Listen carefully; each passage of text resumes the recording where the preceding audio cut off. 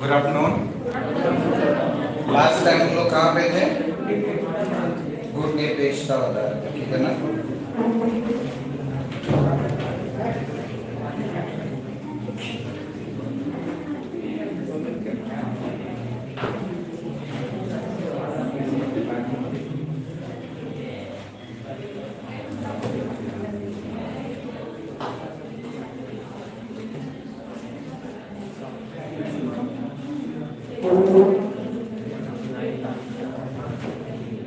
गुट निरपेक्षता के अंतर्गत में हम लोगों ने देखा था कि कोल्ड वॉर के एरा के अंतर्गत में ऐसा एक परिस्थिति उत्पन्न हो गया था कि देशों के पास क्या था, डिसीजन ये लेना था कि वो किस पक्ष की तरफ है, ठीक है ना? उसमें 3 ऐसे नेता थे जो कि यूगोस्लोवाकिया के और फिर इंडिया के, ठीक है ना? उसके बाद फिर इजिप्ट के 3 नेता सामने आए। वो लोग कहें कि हम लोग ऐसा एक ग्रुप बनाएंगे, ऐसा एक संगठन बनाएंगे जो कि किसी भी पार्टी से रिलेटेड नहीं होगा, वो स्वतंत्र विचारधारा का होगा, ठीक है ना? तो ये स्वतंत्र विचारधारा के अंतर्गत में ये नॉन अलाइन मूवमेंट यानी कि गुट निरपेक्षता एक कॉन्सेप्ट आया। इस कॉन्सेप्ट के अंतर्गत में ये तीनों लीडर्स साथ में बैठे, इन्होंने कहा कि सर वर्ल्ड जो है ना इस समय क्या है ना कि हम सुपर पावर है, हम सुपर पावर है टाइप का माहौल बन गया है, ठीक है? यूएसएसआर और यूनाइटेड स्टेट ऑफ अमेरिका के बीच में हम लोग देख रहे हैं कि ऐसा एक माहौल उत्पन्न हो गया कि वर्ल्ड को 2 पार्ट में डिवाइड किया जा रहा है। एक समाजवाद के आधार पे यूएसएसआर देखा जा रहा है और पूंजीवाद के आधार पे यूनाइटेड स्टेट ऑफ अमेरिका।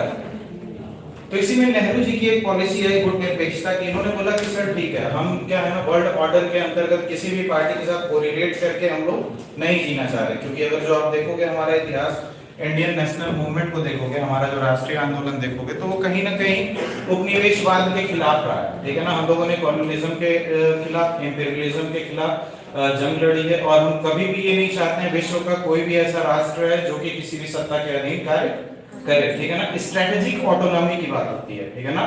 रणनीतिक रूप से स्वतंत्रता कि आप अपने देश के जुड़े हुए जितने प्रावधानों के हित में अगर जो डिसीजन ले रहे हो, अगर जो आपके देश के हित में है तो आप ऑटोनॉमी तरीके से ले सको, स्वतंत्र रूप से ले सको, किसी भी पार्टी का या फिर किसी भी व्यक्ति विशेष का उसके ऊपर कोई भी नहीं होना चाहिए। एक यहाँ पे सबसे इंपॉर्टेंट चीज क्या हुई, ये एक थर्ड वर्ल्ड के रूप में हो गया।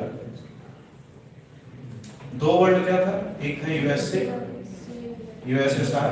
हमें दोनों के साइड नहीं आना, हमें दोनों के विचारधाराएं बुरी तरीके से नहीं चाहिए। हम लोग ऐसा समाजवाद को फॉलो करेंगे लेकिन हम मार्केट को भी बाउंड नहीं करेंगे बढ़ने से, ठीक है ना? हम लोग मार्केट को भी बराबर रूप से बढ़ावा देंगे ताकि आर्थिक रूप से हमारी अर्थव्यवस्था मजबूत हो सके। तो नॉन अलाइन मूवमेंट कहां तक लिखवाया था मैंने, ठीक है? शुरुआत कर रहे थे हम लोग, लिख लीजिए। भारतीय इतिहास में, भारतीय इतिहास में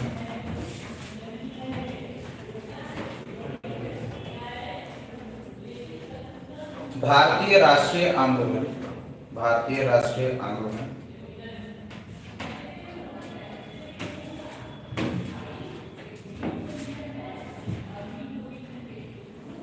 यह दर्शाता है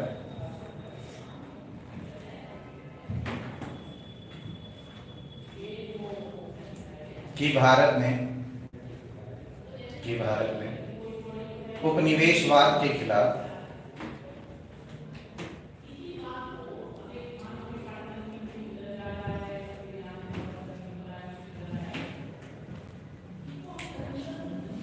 उपनिवेशवाद के खिलाफ जंग जीती।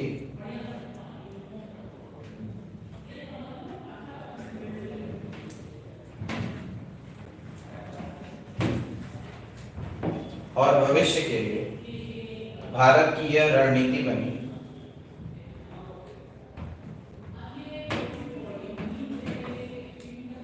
कि वह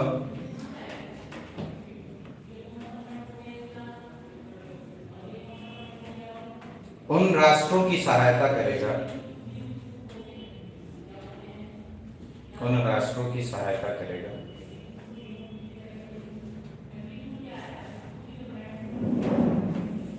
जो उपनिवेशवाद के खिलाफ लड़ रहे हैं, जो उपनिवेशवाद के खिलाफ लड़ रहे हैं।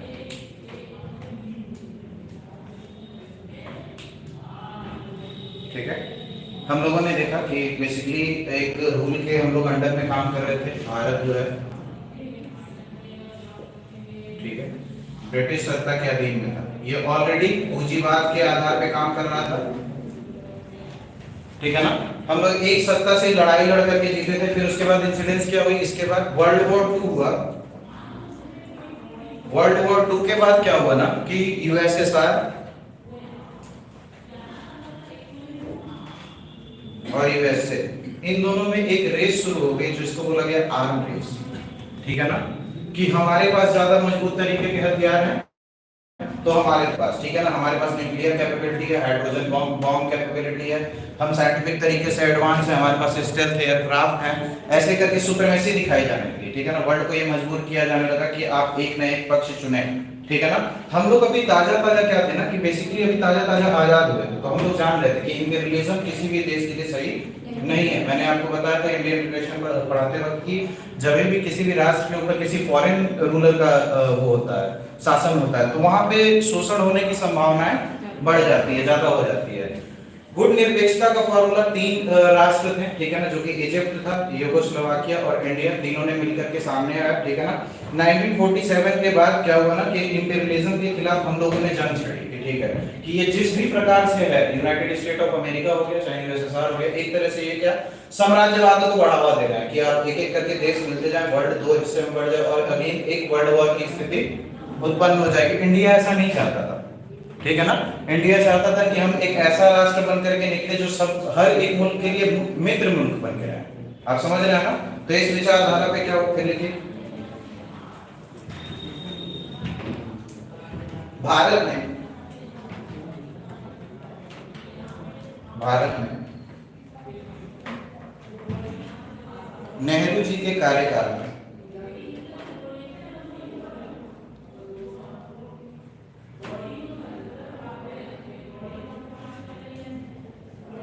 गुट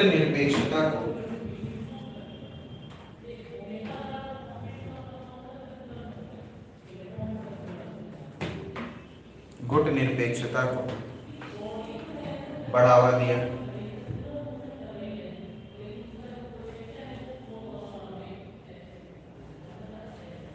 ठीक है, 1947 में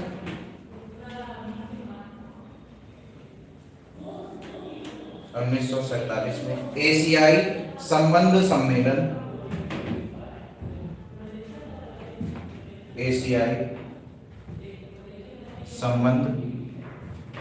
सम्मेलन, जो कि नई दिल्ली में हुआ,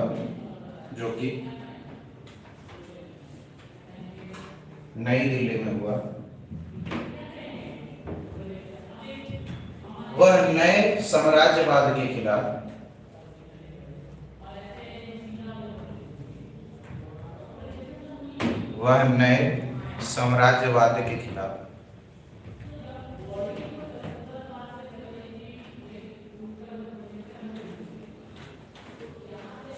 एक नई पहल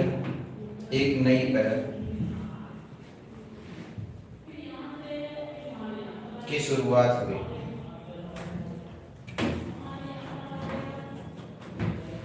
ठीक है,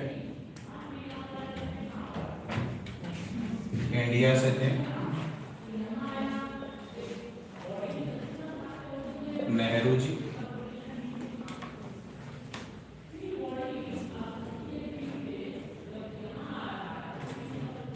नसीर, ठीक है, और जेपी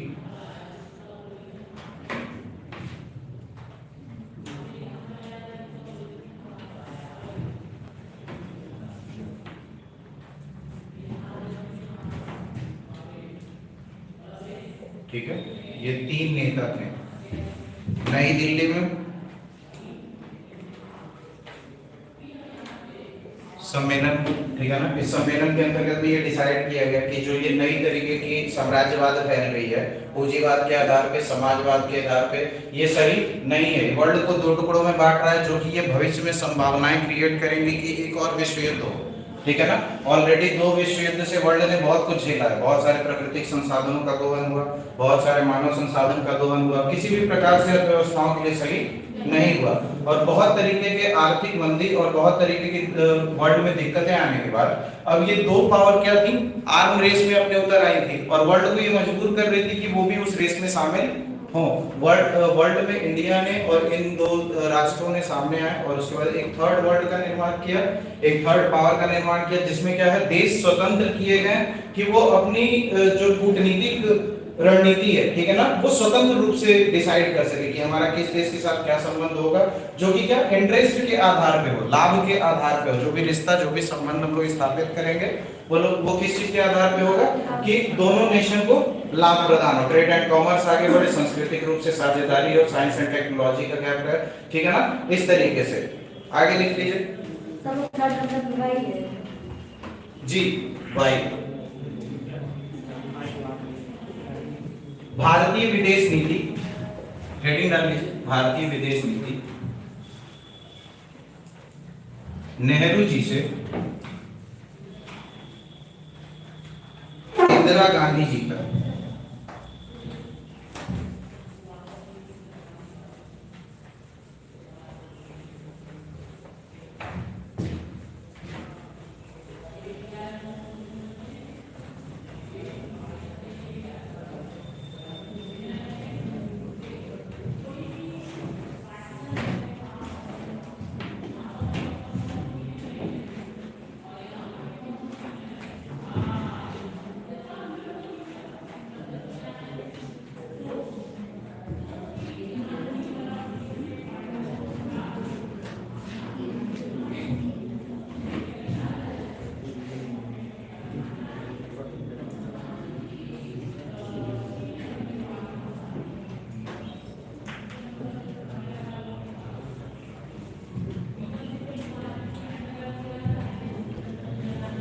कि बना लीजिएगा साथ में।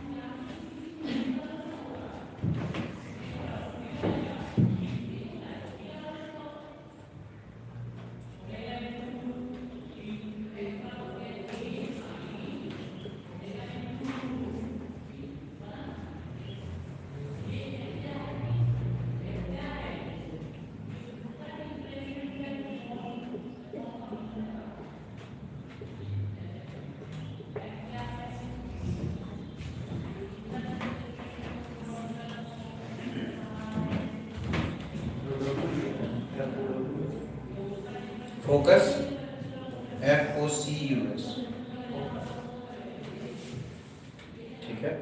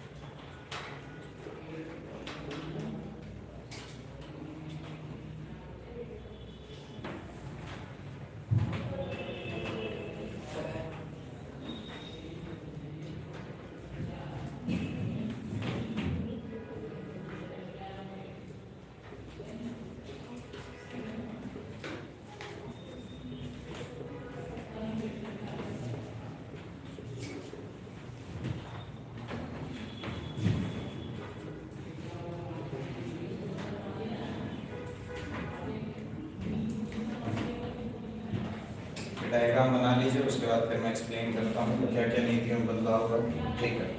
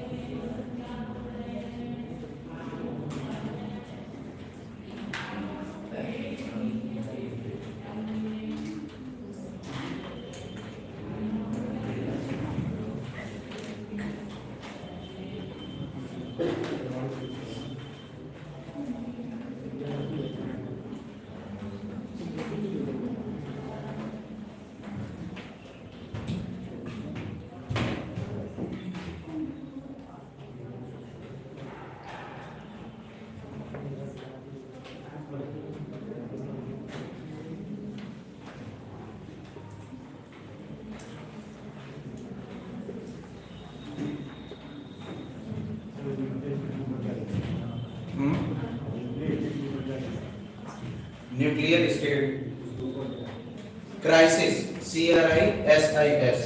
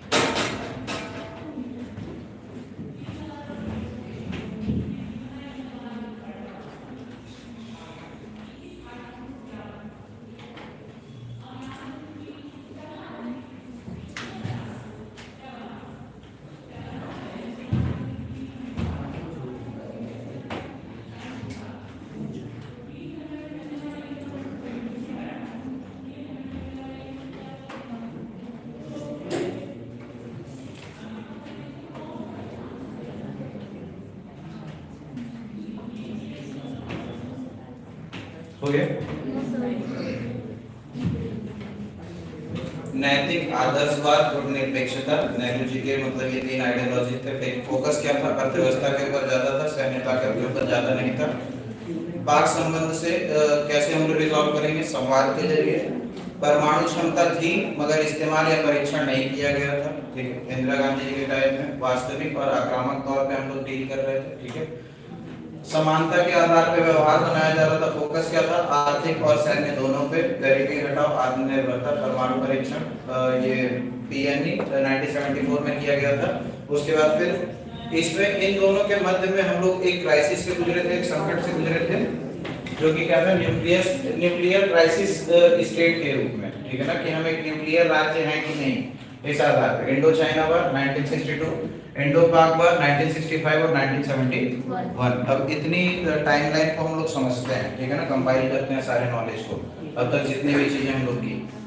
टॉपिक हम लोग क्या पढ़ रहे हैं? भारतीय प्रधानमंत्री और अंतरराष्ट्रीय संबंध। भारतीय प्रधानमंत्री की जब बात की जाए, सबसे first prime minister Nehru ji थे। नेहरू जी की विचारधारा को हम लोगों ने देखा कि क्या, जब भी नेहरू जी की बात हम लोग कर रहे थे तो ग्रैंड स्ट्रेटजी को फॉलो कर रहे थे। ग्रैंड स्ट्रेटजी के अंतर्गत में क्या था? सबसे पहली चीज की नॉन स्टेट एक्टर, की कोई भी बाहरी मुल्क हमारे शासन व्यवस्था पे हस्तक्षेप नहीं करेगा, कंप्लीटली क्लोज इकोनॉमी की तरफ वर्क करेंगे। इसीलिए अंतरराष्ट्रीय संबंध बनाने से पहले हम लोग देख के चलेंगे पूंजीवाद के आधार पे या फिर साम्राज्यवाद के आधार पे किसी को सपोर्ट नहीं करेंगे, ठीक है ना। फिर आगे हम लोग बढ़ते गए तो संवाद के जरिए हम लोग क्या कोशिश करेंगे कि जितनी भी समस्याएं हैं उनका सुलझाएं, ठीक है ना। नेहरू जी की पॉलिसी मतलब ले दे करके हम लोग क्या थे ना, बेसिकली आप कह सकते हो कि अपने अंतरराष्ट्रीय आंदोलन से बहुत ज्यादा प्रभावित थे हम लोग, ठीक है। हमारे अंतरराष्ट्रीय आंदोलन के अंतर्गत में क्या हम लोगों ने सत्य और अहिंसा का मार्ग पकड़ा, ठीक है, कभी भी हिंसा का सहारा लिया नहीं। आजादी के बाद भी हमारी वही स्ट्रेटजी होने लगी। अगर जो कोई भी नेशन हमारे ऊपर एग्रेशन भी दिखाता था तो हम लोग कोशिश करते थे कि संवाद के जरिए इसको हम लोग सुलझाने की कोशिश करें। युद्ध में जल्दी उतरने की हमारी स्ट्रेटजी नहीं होती थी। हम लोगों ने जब न्यूक्लियर पे टेस्ट कर लिया तो हम लोगों ने एक ट्रीटी साइन करी थी, क्या पहले हम इस्तेमाल नहीं करेंगे, समझ रहे हो आप ना। लेकिन अगर जो कोई कंट्री हमारे खिलाफ इस्तेमाल करता है तो फिर हमको मजबूरन अपने सेल्फ डिफेंस के लिए वो न्यूक्लियर पावर का इस्तेमाल करना पड़ेगा। तो ये हम लोग जो न्यूक्लियर स्टेट है तो अपनी सुरक्षा के लिए है, ठीक है ना, किसी के ऊपर एग्रेशन दिखाने के लिए नहीं कि मेरे पास न्यूक्लियर वेपन है तो तुम मुझे फॉलो करो चाहे नहीं। हम कंट्री से संबंध इंटरेस्ट के आधार पर बनाएंगे। अगर जो आपको ऐसा लगता है कि हमारे साथ संबंध स्थापित करना आपके लिए फायदेमंद है, ठीक है ना।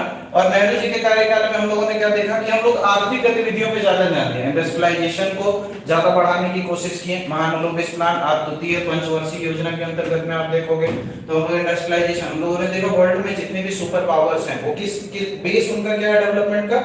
इंडस्ट्रियलाइजेशन। तो हम लोगों ने कहा इंडिया में भी हम लोग इंडस्ट्रियलाइजेशन के ऊपर फोकस करेंगे। अब क्या है ना कि बेसिकली हमारा क्या विचारधारा था कि हम लोग इंडिया जो है ना उपनिवेशवाद वगैरह के खिलाफ कार्य कर रहा था। और जितने भी वर्ल्ड वॉर के बाद सिनेरियो कायम हो रहे थे, कंट्रीज जो है दो गुटों में बट रही थी। उस समय भारत एक नया मतलब नॉन अलाइनमेंट मूवमेंट का एक चीज लेकर गया है जिसके अंदर थर्ड वर्ल्ड बन के निकला। कंट्रीज अपने जैसे क्या है कि जितने भी विदेश नीति हमारी होगी वो किसी के भी आधार पर नहीं होगी। यूएसए बोलेगा कि आप रशिया से संबंध नहीं रखो तो हम नहीं रखेंगे, ऐसा नहीं हो पाता, ठीक है ना। हम देखेंगे हमें रशिया से संबंध रखना है या फिर नहीं। इस चीज को क्या बोलते हैं? स्ट्रेटेजिक ऑटोनॉमी, ठीक है ना, रणनीतिक रूप से स्वतंत्रता किसी देश के पास होना कि वो उसकी विदेश नीति किस प्रकार से होगी वो ये डिसाइड कर सके, ठीक है ना। उसके बाद क्या हुआ? ट्रांजिशन हुआ, नेहरू जी का देहांत हुआ। नेहरू जी के देहांत के बाद लाल बहादुर शास्त्री जी सत्ता में है, ठीक है ना। लाल बहादुर शास्त्री जी के बाद में कौन है? इंदिरा जी आई, ठीक है। लाल बहादुर शास्त्री जी 10 जनवरी 1966 में प्रधानमंत्री बने, ठीक है। 24 जनवरी 1966 में इंदिरा गांधी जी बने, ठीक है। इंदिरा गांधी जी जैसे ही प्राइम मिनिस्टर बनी उसके बाद फिर क्या हुआ? 1970 में, ठीक है ना, लुसाका में नाम समिट हुआ, नॉन अलाइनमेंट मूवमेंट समिट हुआ, ठीक है। गुटनिरपेक्षता को लेकर के समिट हुआ। उसके अंतर्गत में इंदिरा गांधी जी जब उस समिट में गई तो वहां पे उन्होंने पूरी तरीके से खुल के भारत की विचारधारा को बताया कि फॉरेन डिप्लोमेसी हमारी क्या होती है। उन्होंने कहा कि यूनाइटेड स्टेट ऑफ अमेरिका चाहे यूएसएसआर हमारे लिए दोनों भिन्न नहीं है, हम दोनों को एक फुटप्रिंट पे देखते हैं, दोनों को एक विचारधारा पे देखते हैं, हमारे लिए जो भी भिन्न नहीं। हम किसी से भी संबंध बनाएंगे जो भी हमारे आर्थिक हित में कार्य करेगा। वहां पे भारत ने अपना पक्ष रखा कि वो किसी भी देश से क्या है उनके आइडियोलॉजी या फिर विचारधारा के आधार पे संबंध नहीं बना रहा है, बल्कि आर्थिक रूप से लाभ प्रदान करने पे बना रहा है। तो इंदिरा गांधी जी ने वहां पे बताया कि इंडिया को itself as a brand present किया, ठीक है ना, कि गुट निरपेक्षता एक अलग ही कॉन्सेप्ट बन के वर्ल्ड ऑर्डर में आ गया कि हम किसी भी देश के अधीन कार्य नहीं करेंगे, हम एक स्वतंत्र राष्ट्र है, हमारी विदेश नीति हमारे देश की जनता और सरकार के आधार पे होगी। तो इसको, इस चीज को इंदिरा गांधी जी ने बहुत ही क्लियरली वो कर दिया। फिर क्या हुआ ना कि राजनीति में बहुत ज्यादा उथल पुथल तब हुई जब अफगानिस्तान का सिनेरियो है। अफगानिस्तान को बोला जाता है ग्रेव यार्ड ऑफ अंपायर्स, ठीक है ना, बड़ी बड़ी सुपर पावर्स वहां पे नेस्तनाबूद हो जाती है। यूएसएसआर की अगर जो बात करो, अमेरिका की बात करो, बहुत सारी कंट्रीज अफगानिस्तान में हाथ डालने से डरती हैं, ठीक है ना। तो अफगानिस्तान की स्टोरी हम लोग देखेंगे, ठीक है ना। उसके पहले देख लीजिए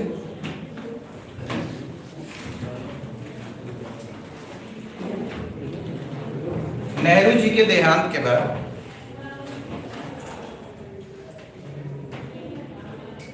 नेहरू जी के देहांत के बाद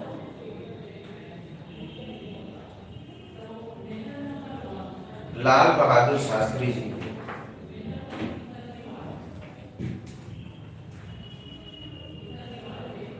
10 जनवरी 1966 को 10 जनवरी 1966 को प्रधानमंत्री बने।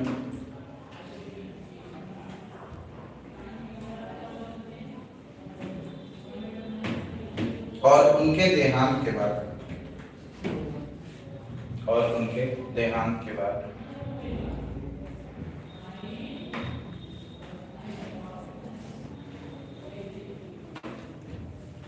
24 जनवरी 1966 को 24 जनवरी 1966 इंदिरा गांधी जी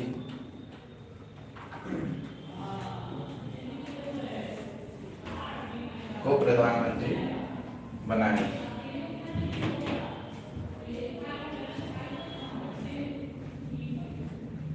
उन्नीस सौ 70 में आगे अगली लाइन में लिखिएगा।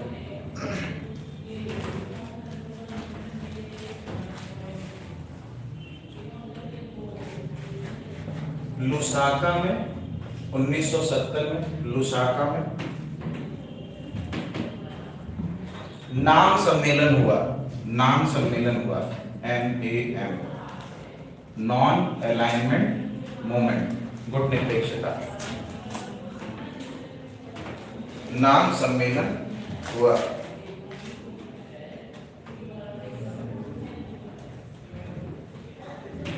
जिसमें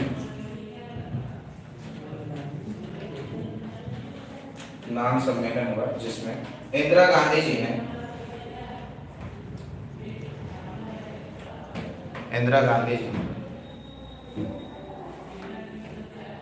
भारत को सभी राष्ट्रों का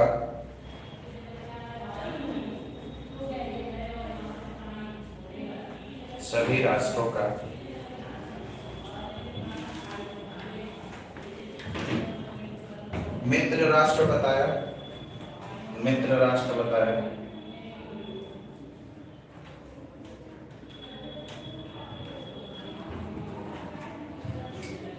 और विश्व मंच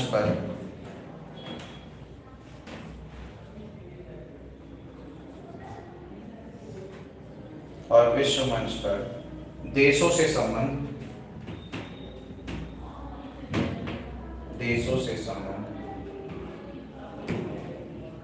समानता के अधिकार पर जोड़ने को कहा।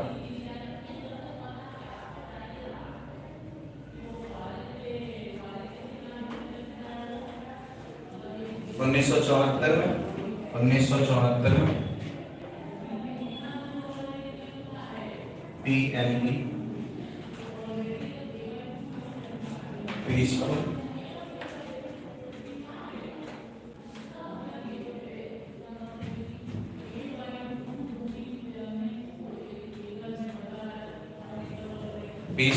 न्यूक्लियर एक्सप्लोजन 1974 में ये किया गया था।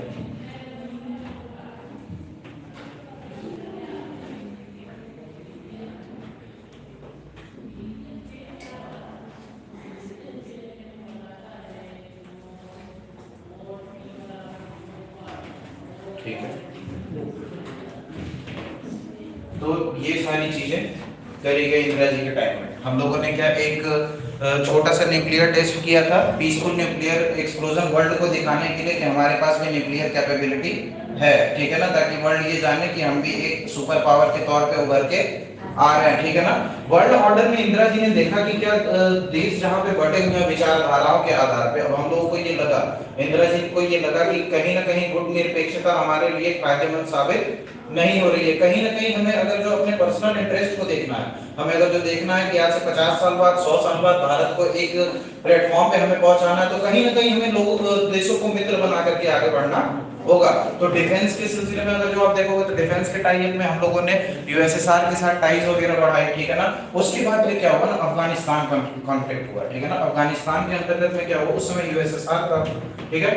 यूएसएसआर ने क्या किया ना, अफगानिस्तान पे कब्जा कर लिया, ठीक है। अफगानिस्तान में क्या पॉलिटिकल क्राइसिस चल रही थी, वहां पे इस्लाम को लेकर के आपस में ही लोगों पे बन नहीं रही थी, सिविल वॉर टाइप का माहौल था, ठीक है ना। इस चीज का फायदा उठाते हुए यूएसएसआर ने क्या किया कि अफगानिस्तान पे पूरी तरीके से कब्जा जमा लिया। जैसे ही अफगानिस्तान पे पूरी तरीके से कब्जा जमाया, कहीं ना कहीं ये यूनाइटेड स्टेट ऑफ अमेरिका को सही नहीं लगा, अपनी हार लगी कि अरे थोड़ा सा और राज्य क्षेत्र कैसे गेन कर रहा है कोई हमारे सामने, आप समझ रहे हो ना।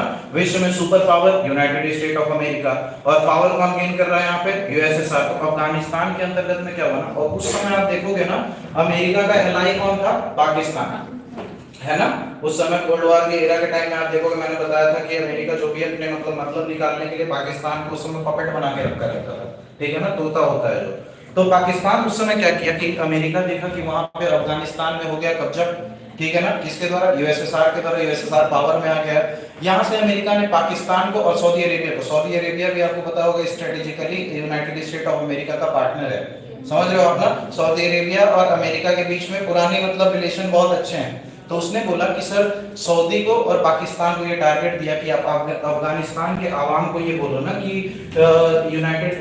यूएसएसआर जो है कहीं ना कहीं उनके देश हित के लिए सही नहीं है, ये लोग इस्लाम के लिए खतरा है, ये आप लोग के लिए खतरा है, आपके संस्कृति के लिए खतरा है, समझ रहे हो ना। यूनाइटेड स्टेट ऑफ अमेरिका ने ये देखा कि डायरेक्ट वॉर में अगर जो हम आएंगे यूएसएसआर के साथ, तो कहीं ना कहीं थर्ड वर्ल्ड वॉर होने की संभावना है, ठीक है ना।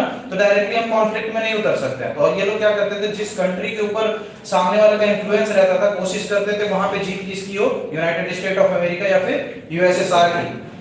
उसके बाद क्या हुआ कि ये पाकिस्तान और सऊदी अरेबिया मिलकर के अफगानिस्तान के लोगों को ये लोग बोले कि ऐसा है कि यूएसएसआर आपके देश के लिए सही नहीं है, ये आपकी जनता के हित में कार्य नहीं कर रही, कहीं ना कहीं ये इस्लाम के अगेंस्ट में है। क्योंकि आप देखोगे इस्लामिक फेथ को फॉलो करने वाले जितने भी लोग हैं, सऊदी अरेबिया को और पाकिस्तान को बहुत ज्यादा फॉलो करते हैं, आप देखोगे, ठीक है ना।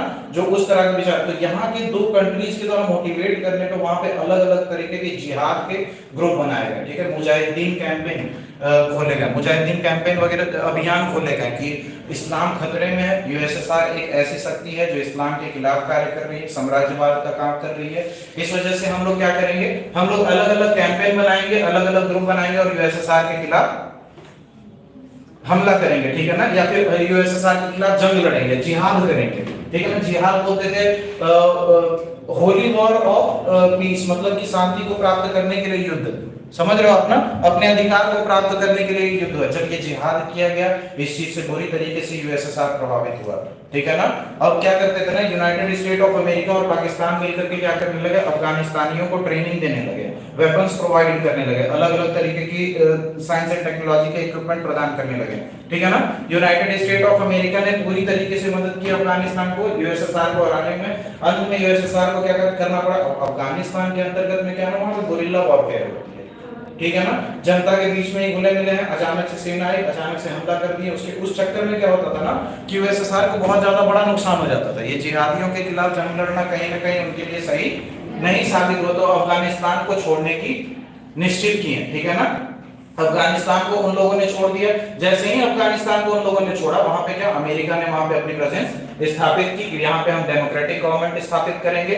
और एक तरफ क्या, तालिबान, वो जो ग्रुप था जिनको अमेरिका के द्वारा ट्रेनिंग दिया गया था, पाकिस्तान के द्वारा ट्रेनिंग दिया गया था, वो आतंकवादी संगठन के रूप में परिवर्तित होगा। आप समझ रहे हो ना, वर्ल्ड ऑर्डर में जितनी भी इस समय असुरक्षा की चीजें हो रखी हैं, वो और किसी की देन नहीं है, वो यूनाइटेड स्टेट ऑफ अमेरिका के दिन आप डीप डाउन जब हिस्ट्रीज को देखोगे, अपने एम्पायर को बिल्डअप करने के लिए, अपने आइडियोलॉजीज को जिताने के लिए यूनाइटेड स्टेट ऑफ अमेरिका ने कई बार ऐसा किया है कि वहां के लोकल लोगों को ट्रेनिंग देकर के वहां के गवर्नमेंट के खिलाफ युद्ध लड़वाया। आप समझ रहे हो, क्यूबन क्राइसिस के अंतर्गत में मैंने आपको बताया था, सीआईए को उसने काम दिया था कि आप वहां के लोकल लोगों को ट्रेनिंग करो और बीच पे उतार दिया था, ठीक है ना, फिडेल कास्ट्रो के खिलाफ में। उसी तरीके से अफगानिस्तान के खिलाफ में जैसे ही उसको लगा कि यूएसएसआर क्या है, अफगानिस्तान के ऊपर अपनी पूरी पकड़ बना लेगा, पूरी तरीके से उसको कब्जा कर लेगा, United state of America, Pakistan और सऊदी अरेबिया के साथ मिलकर के अफगानिस्तान के लोकल लोगों को ये बताया कि आप जिहाद करो। अब क्या है, उस समय जो ट्रेनिंग दी गई थी, उसके बाद यूनाइटेड स्टेट ऑफ अमेरिका ने वहां पे प्रेजेंस बनाया,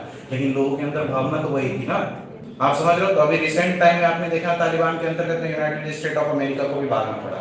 आप देख रहे हो वहां पे डेमोक्रेटिक आइडियोलॉजीज जो थी, वहां पे जो लोकतांत्रिक सरकार थी उसको उखाड़ फेंका गया और तालिबान रिलेटेड गवर्नमेंट वहां पे इस समय रूल कर रही है। तो अफगानिस्तान के अंतर्गत में ये क्राइसिस उसी समय की है, कोल्ड वॉर समय की ही है, ठीक है ना।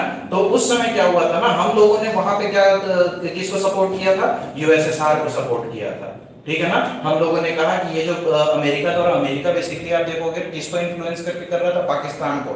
पाकिस्तान हमारा इंस्टेंट नेबर था जिसके साथ हमारी अच्छी उस समय नहीं बन रही थी, ठीक है ना। और यूएसएसआर एक ऐसा देश था ना, हम लोग जैसे ये समझते थे ना, हम लोग कहीं ना कहीं जैसे हम लोग जो लड़ाई लड़े थे अपनी आजादी की, वो किसके खिलाफ लड़े थे, पूंजीवाद के खिलाफ लड़े थे, इंपीरियलिज्म, समाजवाद के खिलाफ लड़े थे। तो कहीं ना कहीं हमारी एक सिंपैथी आ जाती थी, हमारी सहानुभूति आ जाती थी यूएसएसआर की जब बात होती थी, क्योंकि यूएसएसआर किस विचारधारा पे काम करता था, समाजवाद पे।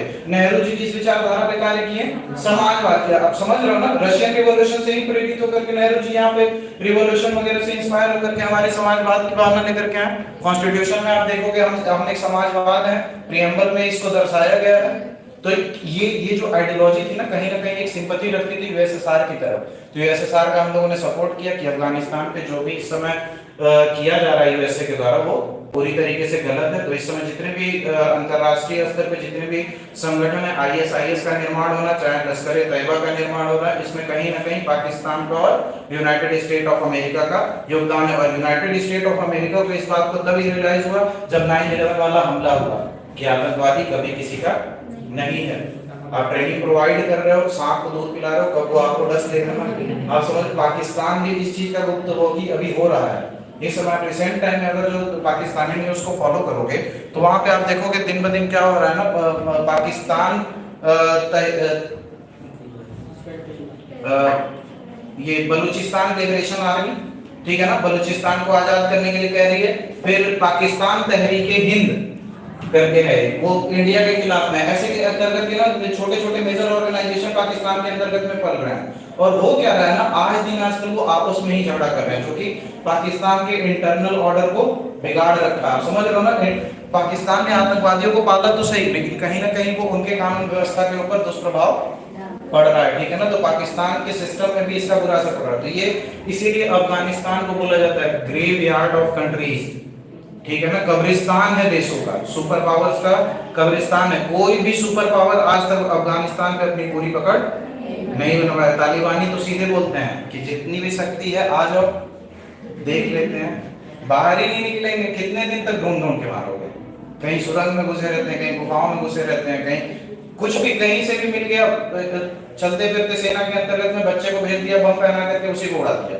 आप समझ रहे हो ना, इस तरीके से जिहाद के ऊपर कि भाई मर जाओ जन्नत मिलेगी, ऐसे करके कि इस्लाम खतरे में, बेसिकली हमारा धर्म ही नहीं रहेगा तो इस पृथ्वी पे रह के हम क्या करेंगे। अरे पहले रहोगे फिर तो धर्म को बचाओगे। आप समझ रहे हो ना, तो उल्टा पढ़ाई करे जाता है। लिख लीजिए इसको। 1989 में 1989 में अच्छा 1979 में 1979 में अफगानिस्तान के अंतर्गत में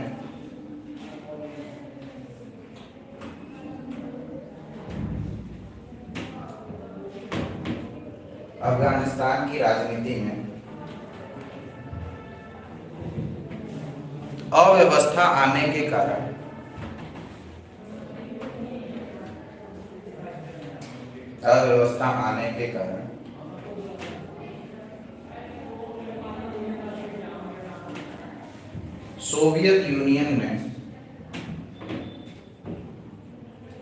सोवियत यूनियन ने अफगानिस्तान पर कब्जा कर लिया।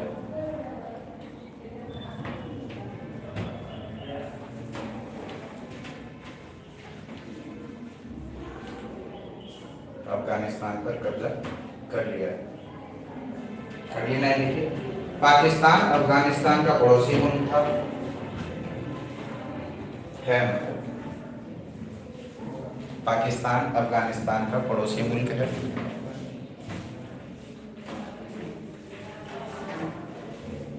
जो कि यूएसए का मित्र है, जो कि यूएसए का मित्र है।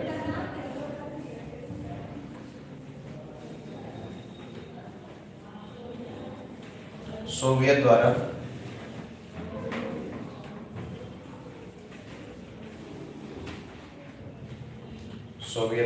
किए गए आक्रमण पर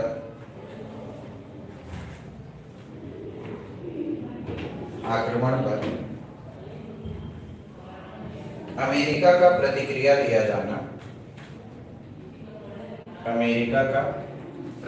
दिया जाना, तय था।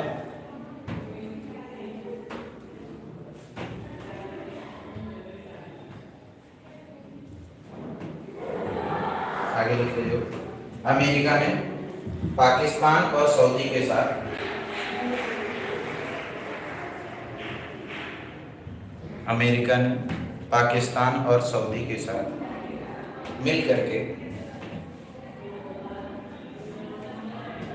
मिल करके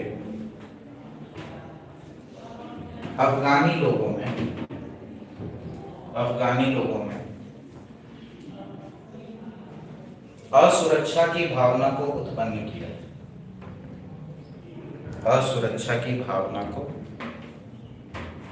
किया। जिससे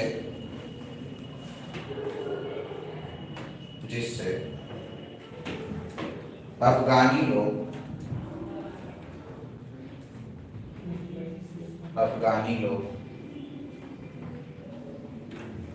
इस्लाम को बचाने हेतु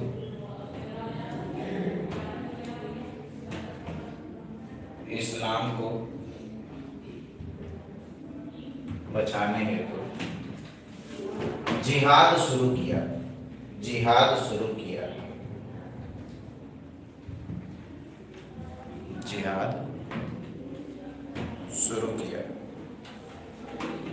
क्योंकि अफगान के लोग अपने धर्म की सुरक्षा करना चाहते थे।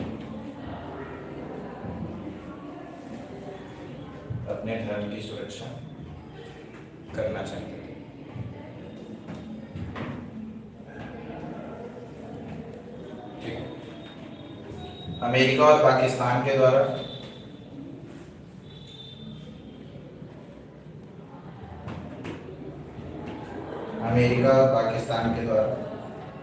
स्थानीय अफगानियों को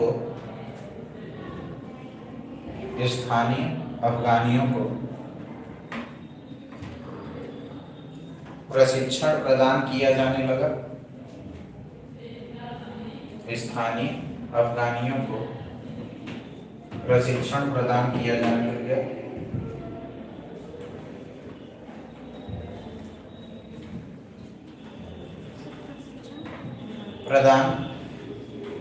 जाने लगा।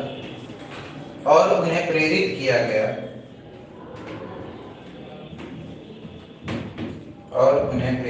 गया कि सोवियत यूनियन के विरुद्ध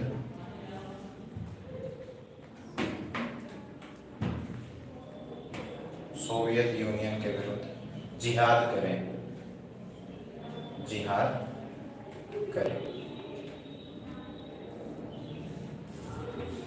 ठीक है। एक्चुअली में हुआ क्या, आप देखोगे कि यूएसएसआर और यूनाइटेड स्टेट ऑफ अमेरिका के बीच में अच्छे नहीं बन रहे थे। यूएसएसआर ने जैसे ही यहाँ अफगानिस्तान पे कब्जा किया, पाकिस्तान ने ये देखा कि क्योंकि हम एलआई हैं यूनाइटेड स्टेट ऑफ अमेरिका के, ठीक है ना, तो कहीं ना कहीं यूएसएसआर हमारे लिए सही नहीं हमारे लिए संकट का कारण बनेगा, तो क्यों ना यूएसएसआर को यहाँ से एलिमिनेट किया जाए। किसकी मदद से करता? अमेरिका की मदद से।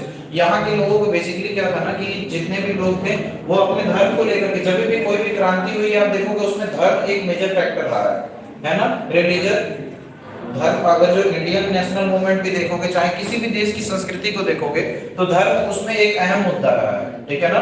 तो इन सारी चीजों को देखते हुए बेसिकली क्या लगा, यहाँ के लोकल लोगों को लगा कि हमारा राष्ट्र खतरे में है, हमारा धर्म खतरे में है, तो उसको बचाने के लिए उन लोगों ने क्या सोवियत यूनियन के लोगों से लड़ना शुरू किया। उनको प्रशिक्षण कौन प्रदान किया? यूनाइटेड स्टेट ऑफ अमेरिका और पाकिस्तान ने, ठीक है। उसके बाद 1979 से लेकर के 1988 तक मुजाहिदीन अभियान चला था, जो कि अफगानिस्तान के द्वारा लॉन्च किया गया था। 1988 में यूएस जो है अपने हथियारों के द्वारा, पैसों के द्वारा और जितने भी आर्थिक संसाधन वगैरह उनके द्वारा मुजाहिदीन जो अभियान था उसको पूरी तरीके से मदद किया। और यूएसएसआर क्या हुआ, अंत में वहां से पलायन कर लिया, ठीक है ना। ये उसने कहा कि ठीक है अब हम यहाँ से निकल रहे हैं, यहाँ पे मतलब रहना हमारे लिए सेफ नहीं है, ठीक है ना। लिख लीजिए आगे। 1979 से 1979 से 1988 तक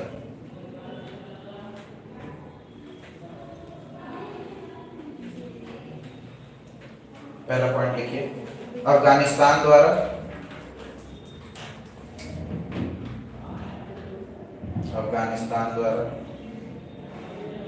मुजाहिदीन अभियान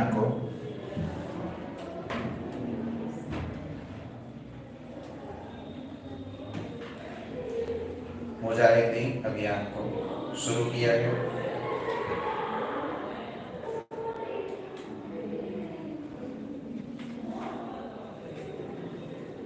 ठीक है, दूसरा पॉइंट लिखिए, अफगानी लोग सोवियत की सेना के साथ युद्ध किया।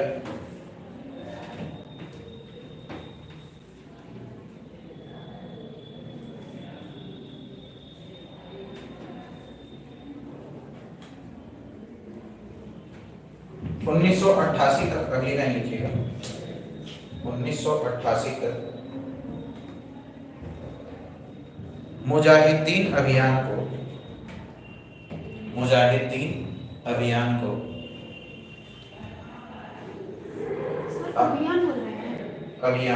अभियान ठीक है, मुजाहिदीन अभियान को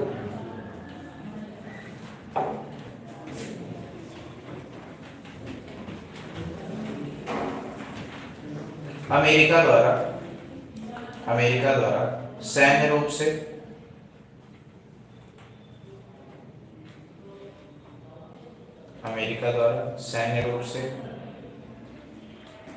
आर्थिक रूप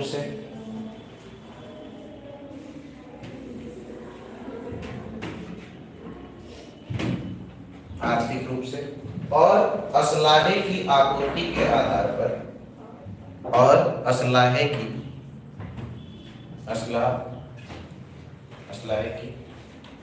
आपूर्ति के आधार पर मदद प्रदान की गई।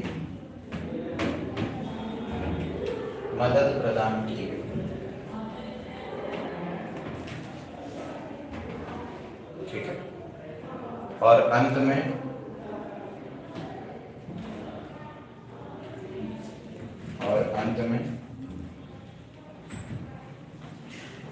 सोवियत ने अफगानिस्तान से पलायन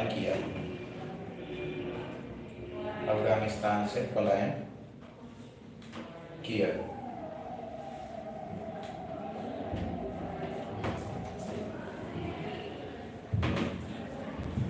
समझ रहे हैं आप? तो यहाँ पे बेसिकली क्या हुआ कि नेहरू जी के पॉलिसी के अंतर्गत में हम लोगों ने क्या देखा कि ये इतनी सारी चीजें हो गई, इंदिरा जी के टाइम में ये सारी घटनाएं घटी, हम लोगों ने क्या यूएसएसआर की तरफ अपनी सहानुभूति दिखाई। हमारा जो साइड था, हमारा जो फेवर था उस समय यूएसएसआर के साथ था। क्यों? क्योंकि सैन्य रूप से हम यूएसएसआर के साथ स्ट्रेटेजिक पार्टनरशिप साइन कर रखे थे, ठीक है ना। मित्र संधि हम लोग साइन कर रखे थे, यूएसएसआर हमारा एक मित्र मुल्क हो गया था। दैट्स व्हाई हम लोगों ने कहा था अफगानिस्तान की सत्ता के लिए कहीं ना कहीं फायदेमंद कौन रहेगा?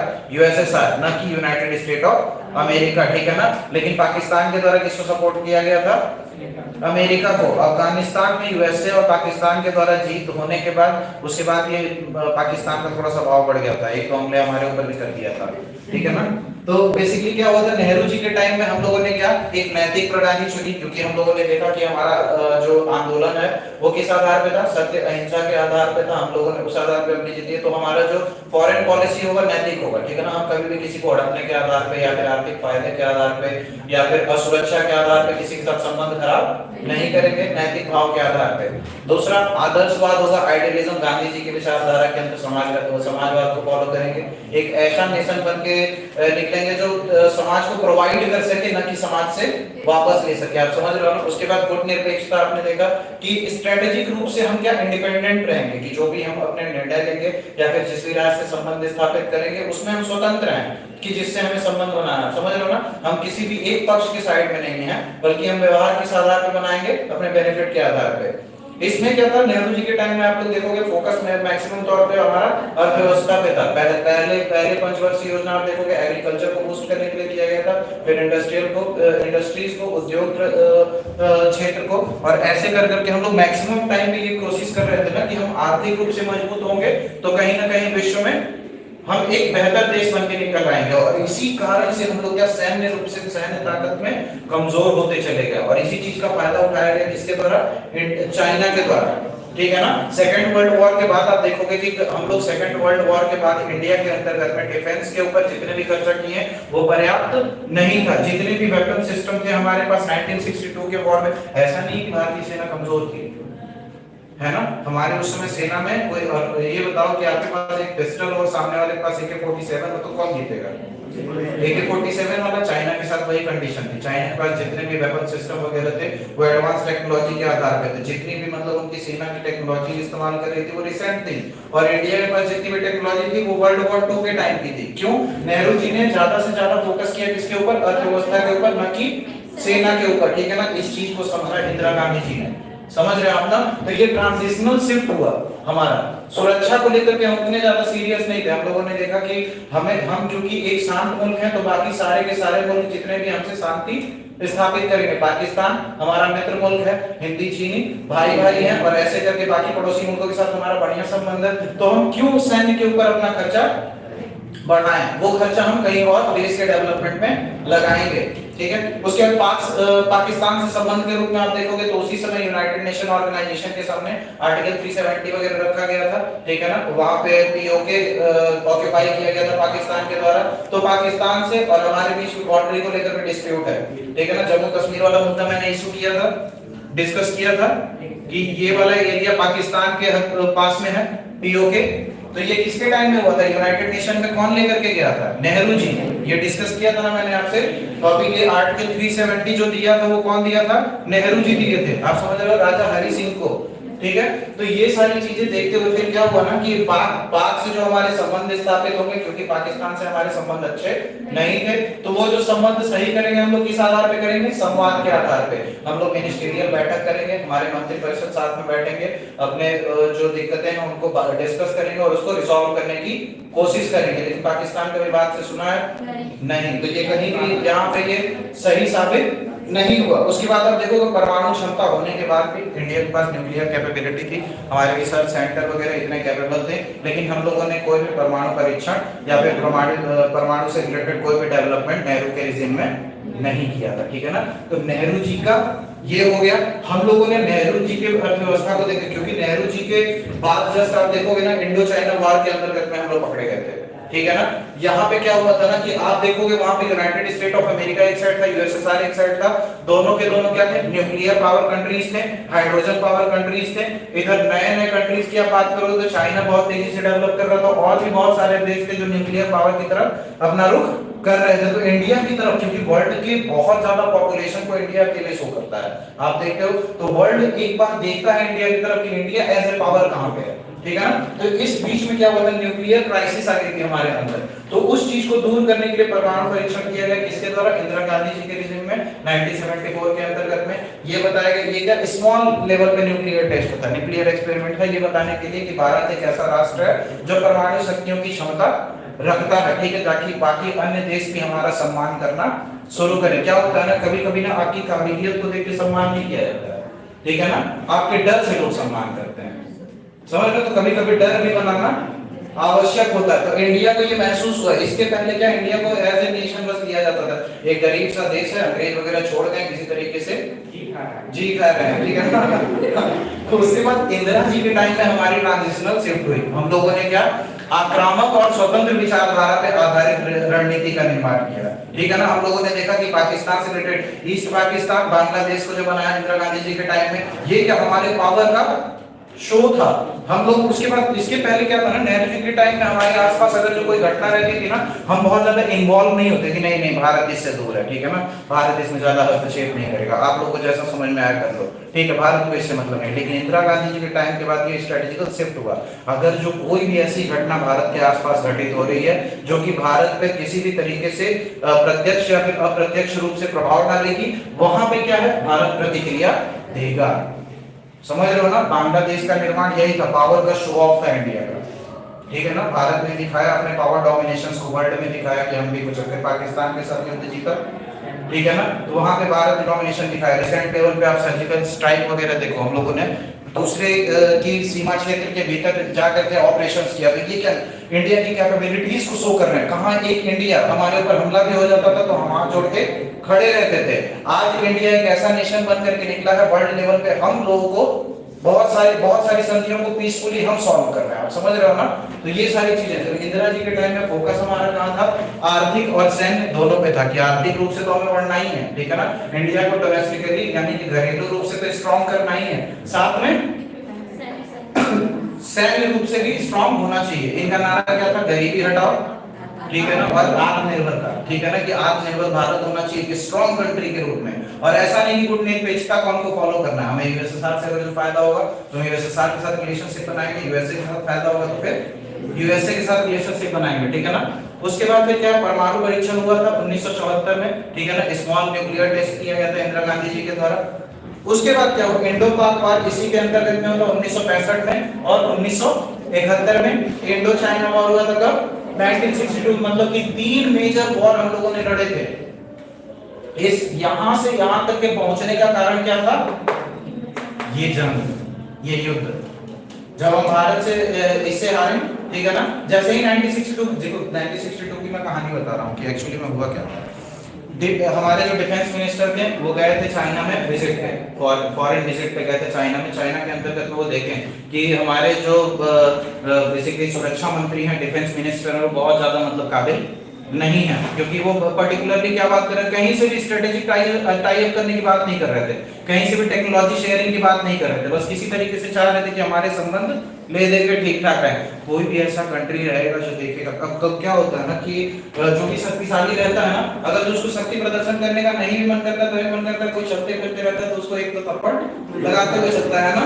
तो ये सारी चीज, तो इंडिया को इतना कमजोर चाइना समझ रहा था बेसिकली कि वो देखा कि टेरिटोरियल गेन होने की वहां बहुत ज्यादा संभावना है। बहुत सारे एरिया जितने बॉर्डर डिस्प्यूट है हमारे इसी टाइम के हैं, ठीक है ना, सियाचिन वगैरह का ग्लेशियर वगैरह कब्जा करके अभी बैठा हुआ है, आप देख रहे हो ना।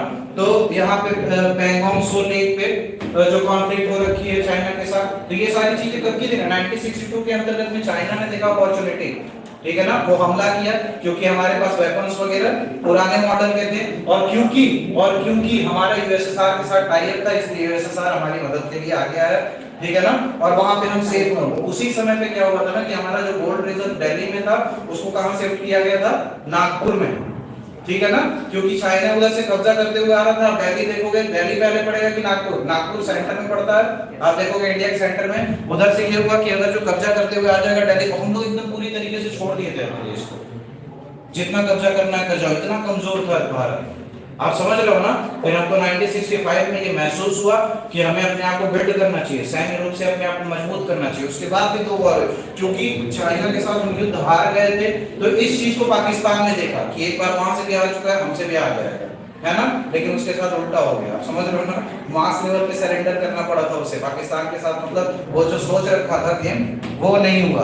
तो ये सारे युद्ध वगैरह का, तो ये ट्रांजिशनल शिफ्ट हुआ इंडिया पॉलिसी के अंतर्गत में। नेहरू जी से इंदिरा गांधी तक में भारतीय विदेश नीति कुछ इस प्रकार से शिफ्ट हुई थी, और भारत एज ए ब्रांड निकल करके सामने आने लगा था इसी समय से। आप समझ रहे हो ना, as a brand, as a nation, कि विश्व मंच पे भारत भी एक फोर्स है जिसको सुनना चाहिए। अलग अलग मंचों पे विश्व संस्थानों में भारत को भी वहां पे रिप्रेजेंटेशन मिलनी चाहिए, ठीक है।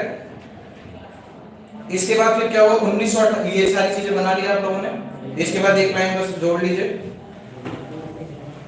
1988 में भारत एक परमाणु राष्ट्र बनकर उभरा। 1988 में भारत एक परमाणु राष्ट्र बनकर के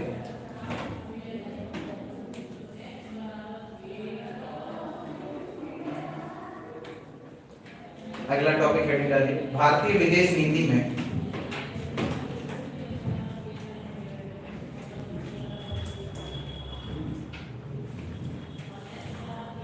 भारतीय विदेश नीति में आदर्शवाद से वास्तविकता की ओर, आदर्शवाद से वास्तविकता की ओर।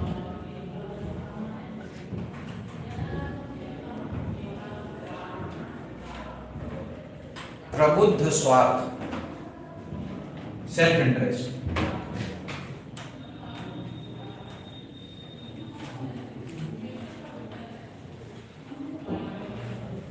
प्रबुद्ध स्वार्थ।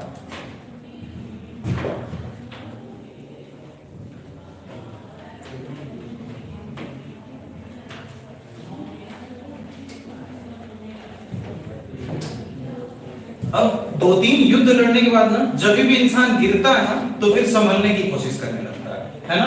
अगली बार जब भी आपके साथ कोई ऐसा इंसिडेंस हो जाएगा जहां पे आपकी बेइज्जती हो जाए, या फिर कोई आपको एक थप्पड़ मार दिया, या फिर किसी तरीके से आप पर्सनैलिटी इंटीरियर कोई कर रहे हो, तो जब आप अकेले बैठोगे तो उसके बाद रिहर्सल करोगे। अगली बार वैसी सिचुएशन मेरे साथ हो गई तो फिर मैं क्या करूंगा, किस प्रकार से प्रतिक्रिया दूंगा, क्या ऐसी प्रतिक्रिया दूंगा कि अगली बार मैं सिद्ध होकर के सामने आऊं कि मैं हूं, है ना।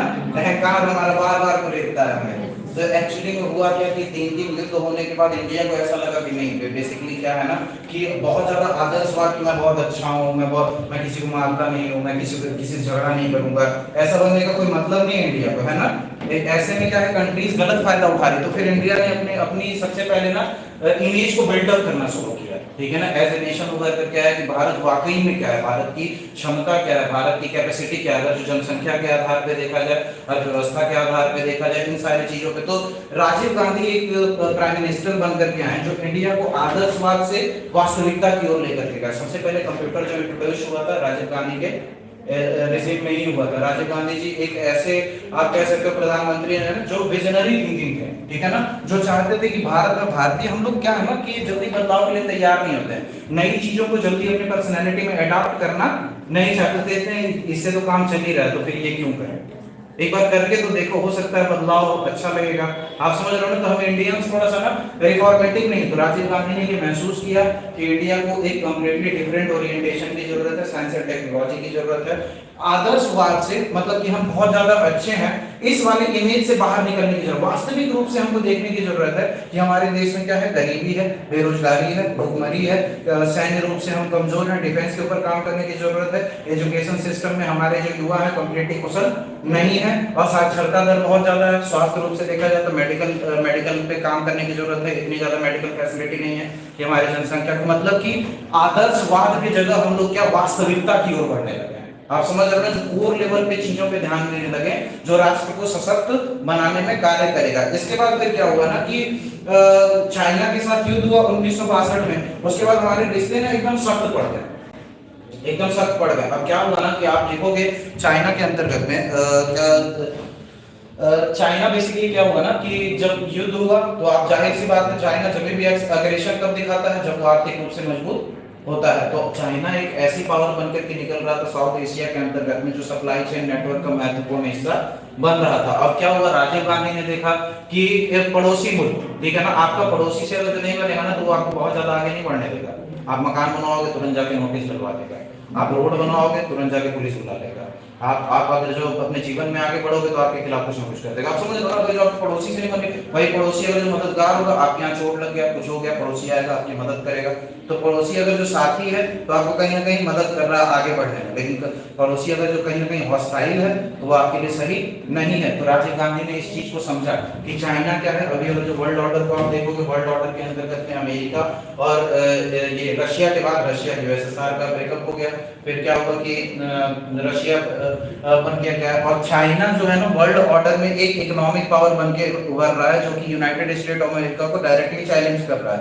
अगर जो हम उसके साथ रिलेशनशिप बिल्डअप नहीं करेंगे, सप्लाई चेन नेटवर्क नहीं सुधारेंगे, तो फिर हमारा देश आगे नहीं बढ़ पाएगा। तो फिर 1989 के अंतर्गत में, 1999 के अंतर्गत में वो उन्होंने क्या किया, चाइना को विजिट किया, ठीक है ना, चाइना को विजिट किया और कहा कि देखो भैया ऐसा है, बॉर्डर पे जो भी हमारे डिस्प्यूट्स है, लाइन ऑफ एक्चुअल कंट्रोल वगैरह जो भी हैं, उनको हम लोग साइड में रखते हैं। सबसे पहले क्या करते हैं, तुम्हारे पास भी एक ह्यूज जनसंख्या है, बहुत ज्यादा बड़ी जनसंख्या, हमारे पास भी बहुत ज्यादा बड़ी जनसंख्या है, तुम्हारे पास भी कुछ मांग है, हमारे पास भी कुछ मांग है। इकोनॉमिकली हम दोनों एक दूसरे से जुड़ते हैं डिप्लोमेटिक रूप से। राजीव गांधी के बाद ही इंडिया और चाइना के बीच में टाइज अप बढ़ना शुरू हो गई।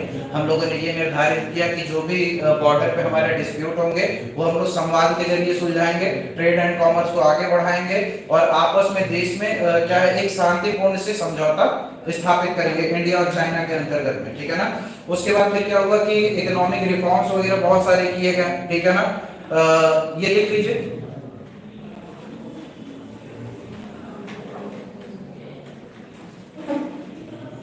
राजीव गांधी जी के कार्यकाल में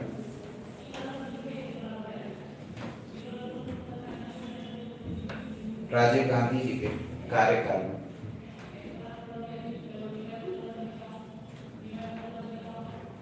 भारत वास्तविकता की ओर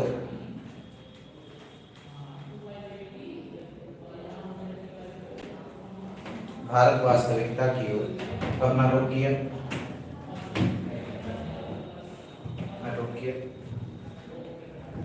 1962 के युद्ध के बाद, 1962 के भारत चीन युद्ध के बाद, भारत चीन युद्ध के बाद भारत और चीन के संबंध,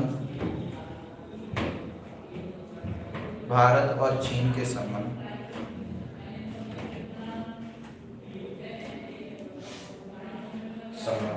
लगभग ठंडे पड़ गए थे, लगभग ठंडे पड़ गए थे।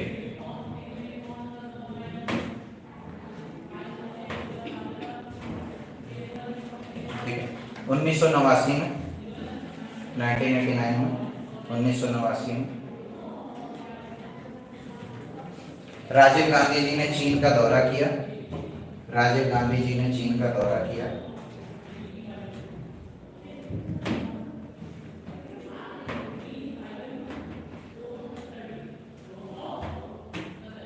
और डेंग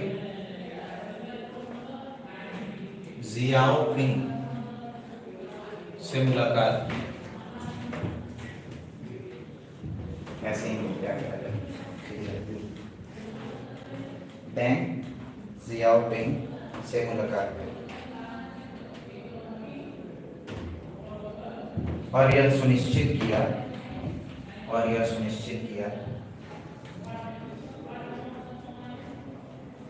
कि सीमा विवाद को किनारे करते हुए, और यह सुनिश्चित किया सीमा विवाद को किनारे करते हुए आर्थिक साझेदारी पर बल देंगे, आर्थिक साझेदारी पर बल देंगे।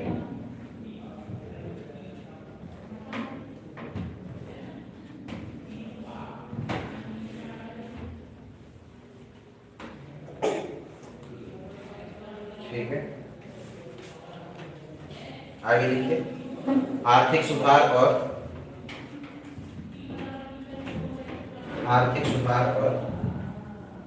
आर्थिक कूटनीति का उदय। आर्थिक सुधार और आर्थिक कूटनीति का उदय।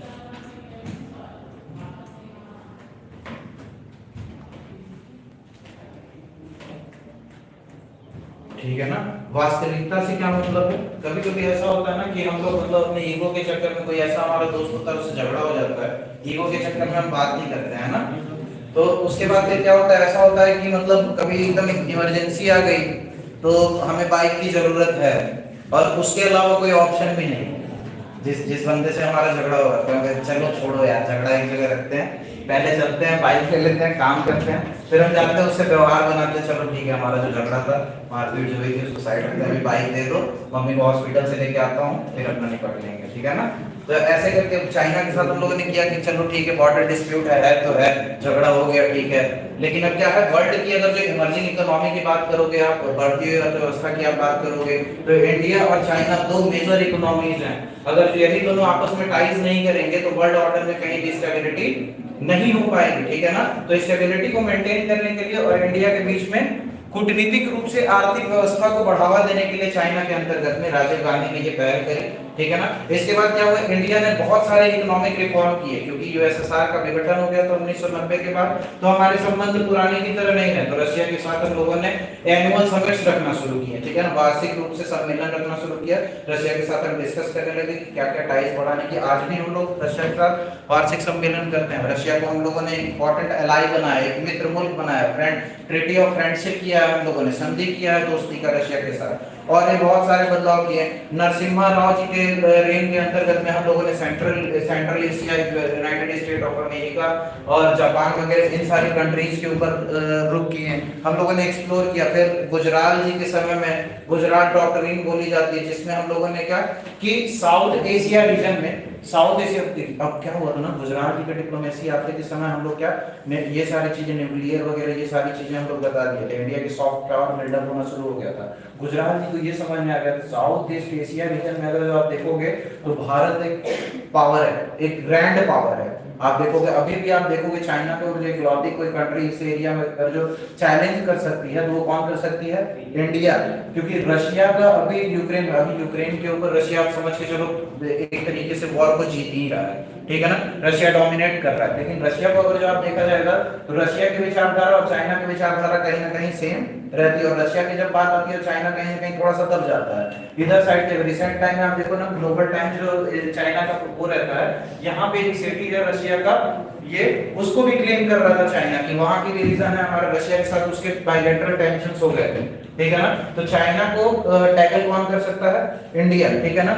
इस आधार पे तो गुजरात जी यहाँ पे देखिए कि साउथ एशिया रीजन में अगर जो कोई एक सुपर पावर बन करके निकल रहा है तो भारत निकल रहा है, तो भारत को एज ए ब्रांड हम लोगों ने दिखाना शुरू कर दिया। उसके बाद फिर क्या है ना कि हम लोगों ने देखा कि ये सारी चीजें तो घटित हो रही है, आप समझ रहे हो ना, ये सारी चीजें वर्ल्ड ऑर्डर में घटित हो रही थी। इंडिया क्या है ना अंदर से बढ़ रहा था, बहुत सारे हमारे देश में ऐसे क्लासेस थे जो बहुत अच्छे तरीके से पढ़ रहे थे, लेकिन अब क्या है ना, इंडियन प्लेटफॉर्म की कमी थी, तो वहां पे क्या होने लगा, ड्रेन ऑफ ब्रेन होने लगा। पहले आप ब्रिटिश के साम्राज्य में देखो ड्रेन ऑफ वेल्थ हो रहा था, हमारे देश की जो आर्थिक संपत्ति थी उसको ब्रिटिशर लेकर के जा रहे थे, कहां, दूसरे देश में, अपने देश में लेकर के जा रहे थे और अपना विकास कर रहे थे। तो ये हमारी आजादी के बाद क्या हुआ ना कि हमारे युवा वगैरह जो थे वो पढ़ लिख करके अपने इंटेलेक्ट को डेवलप करते जा रहे थे, लेकिन जब वो इंटेलेक्चुअली डेवलप हो जा रहे थे तो भारत में उन्हें प्लेटफॉर्म नहीं मिल रहा था, ठीक है। तो वो क्या कर रहे थे कि अपॉर्चुनिटी की तलाश में अन्य विदेश के कई देशों में जाकर के रहने लगे। तो ऐसे प्रवासी भारतीय जितने भी थे ना जो भारत छोड़ करके अन्य देशों में जा रहे थे, हम लोगों ने देखा कि वो आर्थिक रूप से बहुत ज्यादा मजबूत है, ठीक है ना। वर्ल्ड फॉरेन रेमिटेंस के मामले में इंडिया फर्स्ट पे है, दूर दूर तक कोई भी कंट्री हमारे आसपास नहीं। विदेशों से आने वाले जो अनुदान होते हैं, जो भारत में जो डॉलर्स आ रहे हैं, उसमें हम लोग फर्स्ट नंबर पे हैं, हमारे 50% के आसपास भी सेकंड रैंक वाला नहीं है। आप समझ रहे हो ना कि जितने भी प्रवासी भारतीय हैं जो भारत मूल के हैं, अन्य देशों में जाकर के बस गए, वो इकोनॉमिकली वहां पे स्ट्रांग है, वहां पे बहुत ज्यादा ऊपर के पोस्ट पकड़ रखे हैं। इस चीज को इंडिया ने महसूस किया कि भारतीय प्रवासी जो हैं उनको इस बात का एहसास दिलाने की आवश्यकता है कि आपको अपने देश के ऊपर ध्यान देना पड़ेगा, क्योंकि आप अगर जो वर्ल्ड के ऐसे ऐसे पोस्ट के ऊपर हो कि वर्ल्ड को आप चला रहे हो, तो बेसिकली इंडिया के हित के बारे में भी आपको सोचना पड़ेगा। और ये चीज क्या हमारे सॉफ्ट पावर को बढ़ा है। वर्ल्ड ऑर्डर में आप देखोगे इंडिया की बातें अब सारी की सारी नेशंस सुनती हैं, समझ रहे हो आप ना। तो ये सारी चीजें की गई। आगे देख लीजिए 1990 तक सोवियत यूनियन का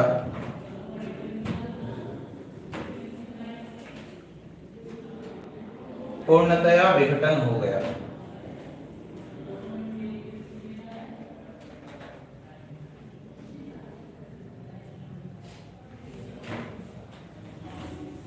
पूर्णतया विघटन हो गया और अब वह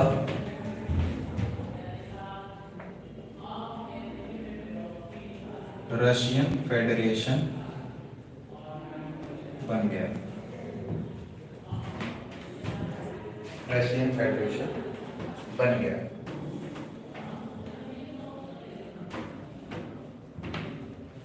शीत युद्ध के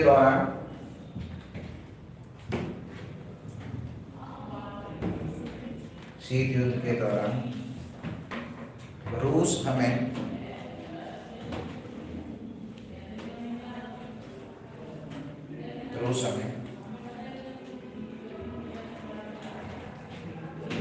सुरक्षा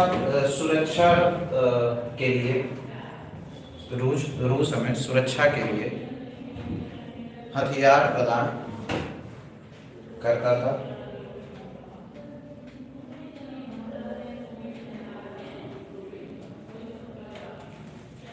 उन्नीस सौ तिरानवे में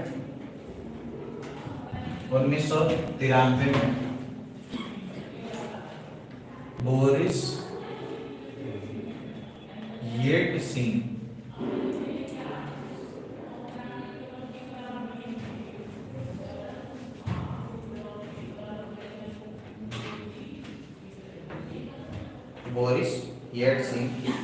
भारत भ्रमण पर आए। 1993 में बोरिस येल्त्सिन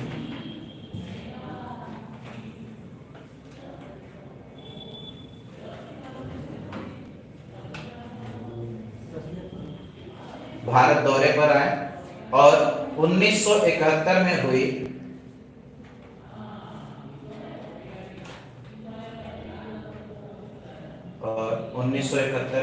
भारत रूस मित्रता की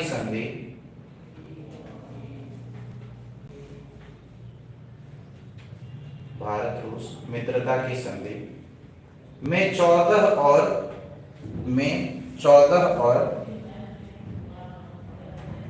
नए अनुबंध जोड़े।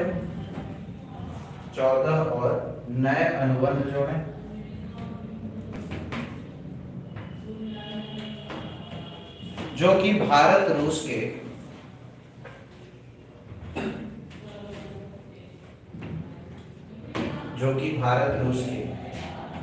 द्विपक्षीय संबंध में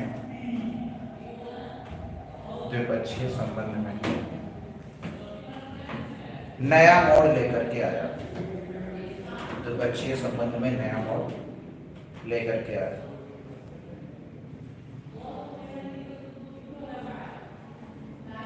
आगे लिख लीजिएगा। प्रधानमंत्री नरसिम्हा राव के कार्यकाल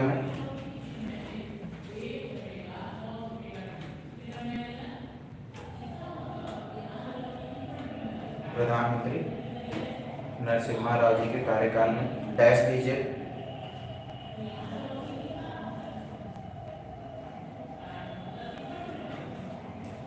पांच केंद्रीय एशियाई गणराज्य से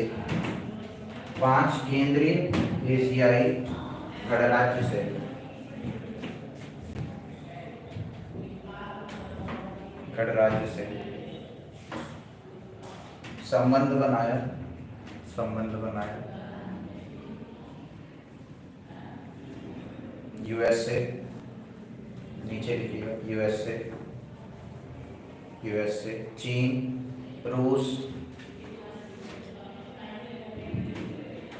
सेंट्रल एशिया और केंद्रीय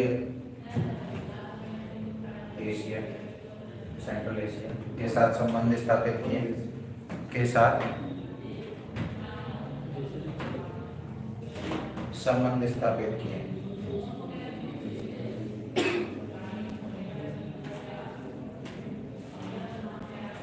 अगला लिख लीजिए, प्रधानमंत्री गुजराल जी के सिद्धांत। प्रधानमंत्री गुजराल जी के सिद्धांत।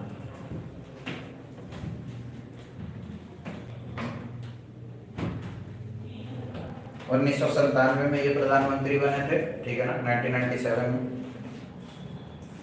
इन्होंने यह ध्यान दिया। 3 प्रमुख बातें इन लोगों इन्होंने अपने विदेश नीति में डाली थी। पहला लिख लीजिए, दक्षिणी एशिया भाग में, दक्षिणी एशिया भाग में भारत का प्रमुख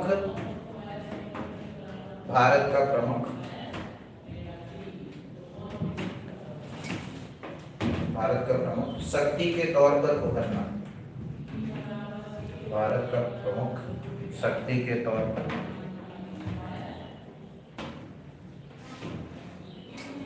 दूसरा नंबर लिखिए, अंतरराष्ट्रीय संबंध में, अंतरराष्ट्रीय संबंध में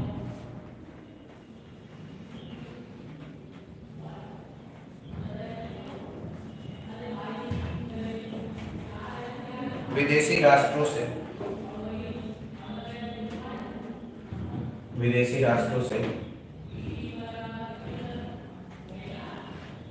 अधिक लाभ प्राप्त करना, अधिक लाभ प्राप्त करना।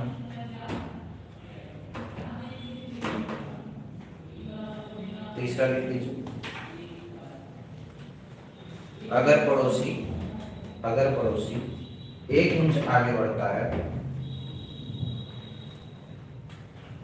अगर पड़ोसी 1 इंच आगे बढ़ता है तो भारत 1 यार्ड आगे बढ़ेगा, तो भारत 1 यार्ड आगे बढ़ेगा।